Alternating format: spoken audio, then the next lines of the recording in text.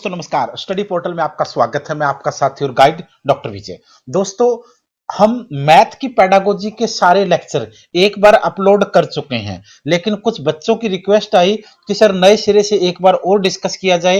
हालांकि पहले वाले जो पेडागोजी के सारे लेक्चर हैं वो पूजा मैडम ने बड़े अच्छे से एक्सप्लेन किया है, चैप्टर्स को भी और क्वेश्चंस को भी। बट अब की वीडियोज में मैं सिर्फ क्वेश्चन को ही डिस्कस करूंगा। अगर आपको पूरी डिटेल देखनी है तो प्लेलिस्ट में जाइए, मैथ की पेडागोजी की प्लेलिस्ट है और पूजा मैम द्वारा सारे के सारे टॉपिकों को बड़े अच्छे से एक्सप्लेन करके समझाया गया है। और एक चीज और, अगर आपका सीटेट का एग्जाम नजदीक आ रहा है, आने वाले समय में आपका डीएसएस भी है, केवीएस है, या फिर हरियाणा के एग्जाम है, यूपी के एग्जाम है, तो उसके लिए आप लोगों को टीचिंग एग्जाम के लिए खास करके मैथ की पेडागोजी मस्ट होती है। और अगर आप लोगों को मैथ की पेडागोजी, ये हमारी पूरी बुक है, इसके अंदर पूरे का पूरा डिस्कस किया गया मैथ की पेडागोजी को।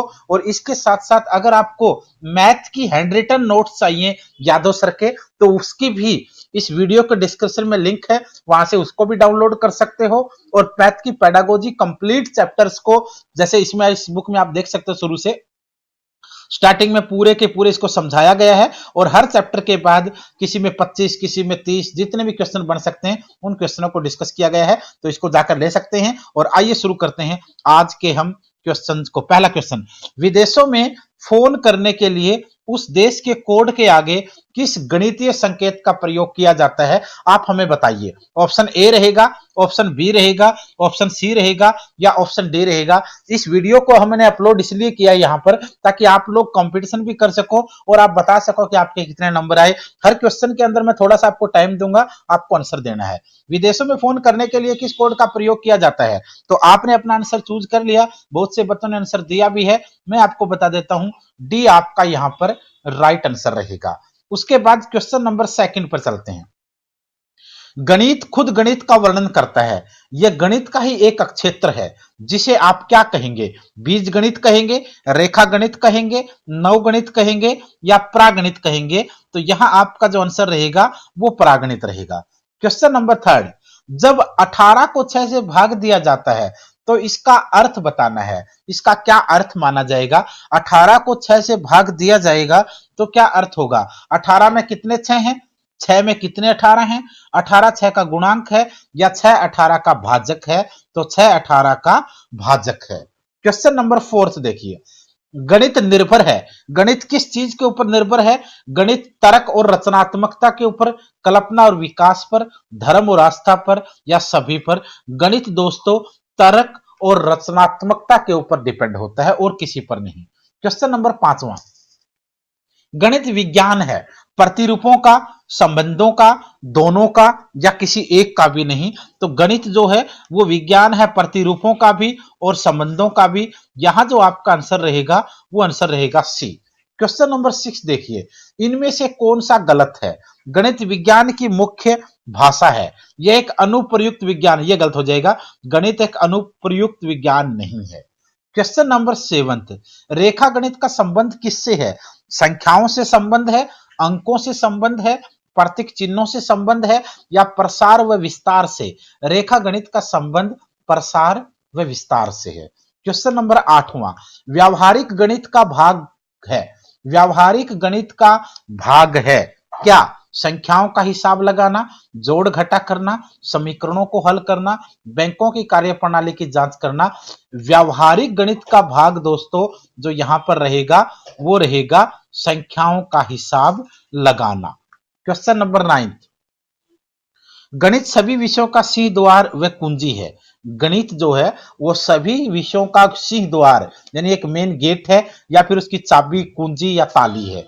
तो आपका आंसर, ये किसने कहा है? बेकन ने कहा, ड्यूट ने कहा, स्किनर ने कहा या कोमेट ने कहा? ये कथन जो है वो बेकन का है। क्वेश्चन नंबर 10वां, गणित को कहा जाता है, गणित को क्या कहा जाता है? विद्यार्थियों का दुश्मन, शक्तिशालियों की शक्ति, मन की भाषा या फिर मस्तिष्क का व्यायाम? इसे एक्सरसाइज ऑफ द माइंड कहते हैं। मस्तिष्क का व्यायाम जो है वो गणित को कहा जाता है।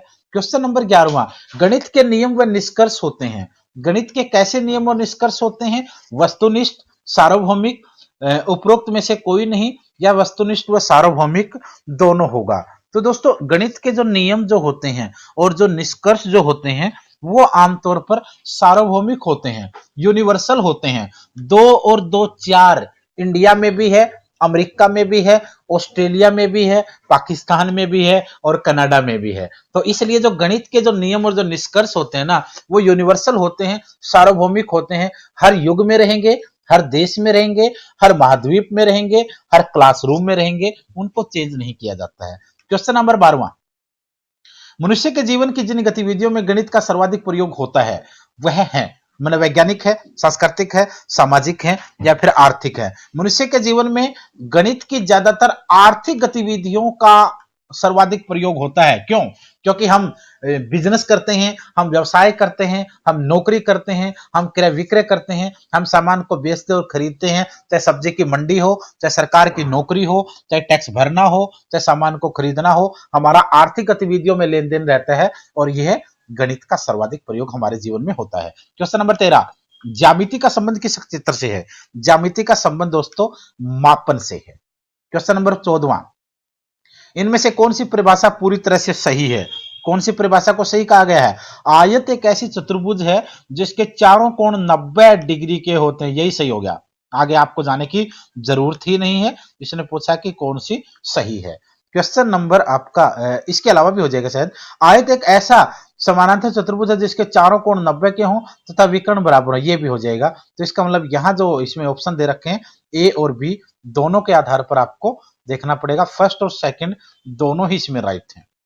क्वेश्चन नंबर 15वां, क्वेश्चन नंबर 15वां, x+2 है अभिव्यक्ति, वाक्य, दोनों या फिर इनमें से कोई नहीं? यहां आपका आंसर रहेगा अभिव्यक्ति, ए आंसर होगा। क्वेश्चन नंबर 16वां, x+2 = 5 है, क्या है? अभिव्यक्ति है, वाक्य है, दोनों हैं या इनमें से कोई नहीं है? ये एक पूरा वाक्य बन जाता है क्योंकि स्टेटमेंट के साथ इसने सॉल्यूशन भी दिखाया है। क्वेश्चन नंबर 17वां, x 8 = 3 + 5, 3 + 5 = 8, इनमें से कौन सा वाक्य उचित प्रकार से लिखा गया है? अब जैसे मैंने पहले बताया था आपको, जैसे 16 वाले में देखा आपने, ये उचित है क्योंकि स्टेटमेंट है, तो इसी के हिसाब से क्या रहेगा?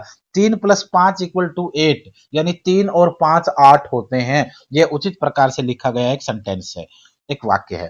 क्वेश्चन नंबर 18, एक त्रिभुज की n भुजाएं होती हैं, एक त्रिभुज की n भुजाएं होती हैं, ठीक, गलत, n पर निर्भर है या फिर इनमें से कोई नहीं? तो यहां आपका आंसर जो है वो n पर निर्भर रहेगा।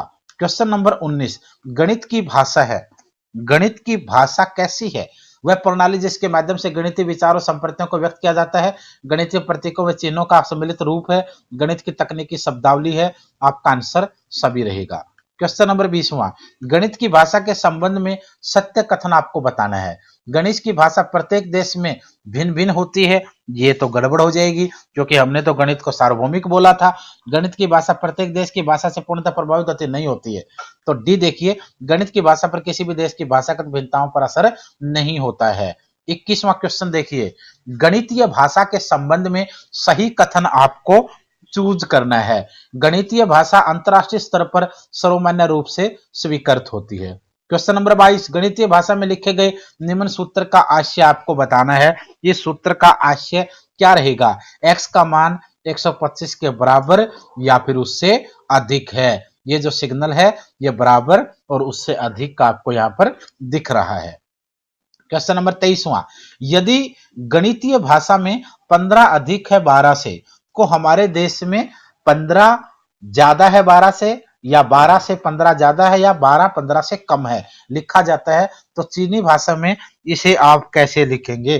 चीनी भाषा में आप इसे इसी तरीके से ही लिखेंगे क्योंकि गणित के रूल्स जो हैं वो आपको सार्वभौमिक नजर आते हैं। क्वेश्चन नंबर 24वां, गणितीय भाषा में चिन्ह का आशय बताना है। जो चिन्ह यहां दिया गया है इसका आशय है दी गई सभी संख्याओं का योग को यह दर्शाएगा। क्वेश्चन नंबर 25वां, गणितीय भाषा में विभिन्न चरों को किस रूप में व्यक्त किया जाता है?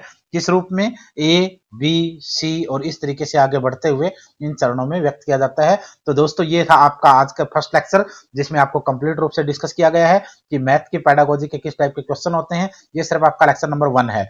अगर सभी लेक्चर्स की और सभी क्वेश्चन की पीडीएफ चाहिए तो वीडियो के डिस्क्रिप्शन में जाकर डाउनलोड कर सकते हैं।